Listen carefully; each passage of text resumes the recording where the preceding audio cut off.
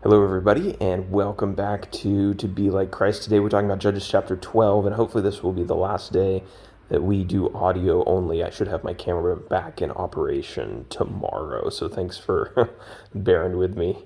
So Judges chapter 12, you're going to see the PDF up on the screen, and you can download that at tobelikechrist.com like you can for all of these studies.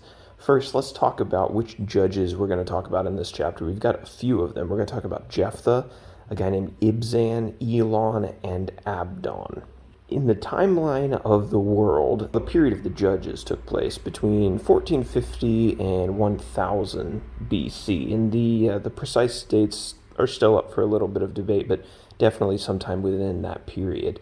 Judges chapter 11, verse 26, in the last chapter, informed us that it had been approximately 300 years since the Israelites entered the land after wandering in the wilderness, at least since they had come up on the east side of the Jordan River. Now for our map. Most of Judges 12 centers around the land of Gilead. Gilead was on the east side of the Jordan River, and some of Gad's land and Manasseh's land was in the territory of Gilead. We're going to talk specifically about the men of Ephraim. They made a complaint against Jephthah in a place called Zaphon, Z-A-P-H-O-N. And now for our characters. First, we've got the Ammonites, who we were talking about in the last chapter. They, quote, crushed and oppressed the people of Israel, and they wanted to take Israel's land. But you remember, Jephthah defeated them in battle in the last chapter. Now, Jephthah, who was the key character of chapter 11, he was the 9th judge of Israel. He's described as being a mighty warrior. And then the Ephraimites are key to this chapter. The Ephraimites lived across the Jordan River from Jephthah's land in Gilead. And they had a quarrel with Jephthah, and they actually started a civil war in chapter 12. And then we're going to talk about 3 judges very quickly. Ibzan, the 10th judge of Israel, he judged for 7 years. Elon, no, not Elon Musk, he's the 11th judge of Israel, judged for 10 years. Abdon, the 12th judge, judged for 8 years. So now we can hop into our outline section, and let's break this chapter down. The first section I've entitled, The Ephraimites Pick a Fight with Jephthah, verses 1 through 7. After Jephthah defeated the Ammonites in chapter 11, the Ephraimites got angry, and they armed themselves, and they complained that Jephthah hadn't invited them to participate in the battle. Perhaps they wanted, the spoil or the prestige of having participated.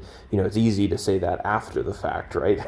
But for whatever reason, they were angry that Jephthah didn't invite them to fight with him against the Ammonites. We're told that the reason Jephthah went to battle without them was because he had previously asked them for help with the Ammonites, and they had shown no interest in helping him at all, right? So he figured they weren't coming to the battle. They weren't coming to the aid of Gilead. The Ephraimites were so mad that they started a war with Jephthah and the men of Gilead. Jephthah ended up defeating them, and he took control of the Jordan River crossing that they would have to cross to get back to the land of Ephraim. Every time a person wanted to cross the river, Jephthah's guards would ask them, "Are you an Ephraimite?" And if the person responded no, then the guards at the river would ask the individual to pronounce the word shibboleth. The Ephraimites, apparently due to their native dialect and way of speaking, pronounced the word incorrectly or differently. They would say, instead of shibboleth, they would say sibboleth, which would give away their identity as Ephraimites. And so the men of Gilead would know that they were Ephraimites, and they would kill them.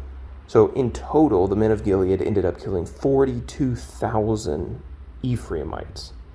And we're just told that kind of wraps up the story of Jephthah. And we're told that Jephthah judged Israel for 6 years. Right? So again, I think, why is this story in the Bible? I think it's here to drive home the point that Israel is just in total confusion. They're fighting one another. We're going to see that later on in the book. They're killing each other instead of getting to the work that God gave them to do, conquering the promised land, and living in harmony with one another and with God. The second half of the chapter has to do with 3 other judges who are just very briefly mentioned, verses 8 through 15. Ibzan, Elon, and Abdon.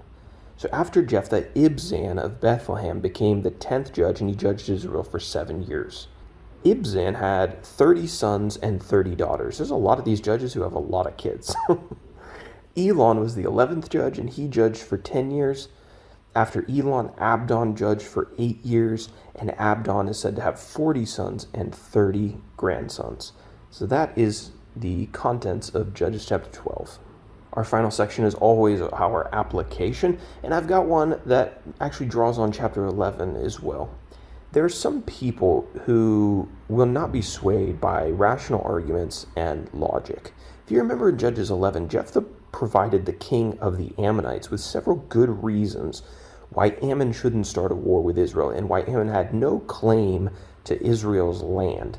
But the king started the war anyway. In Judges 12, Jephthah gave the Ephraimites a good reason why he hadn't invited them to participate in the battle against the Ammonites. But they were still angry and they started the war anyway. Some people want to argue and fight and disagree no matter what the facts are. They're driven by emotion, maybe they have underlying motives, and they're often driven by sin, which causes them to act irrationally against the facts. Some people, when we're talking about spiritual things and bringing this into the modern day and teaching the gospel, some people are going to reject the gospel just purely on emotion, not because they actually have good rational reasons. They don't care about rational arguments. They refuse to accept God and the gospel because something about them is emotionally objectionable to them. So the application is that personally, we need to make sure that our worldview is formed by rational thinking. A worldview formed by personal emotions may not be grounded in truth and in eternal realities.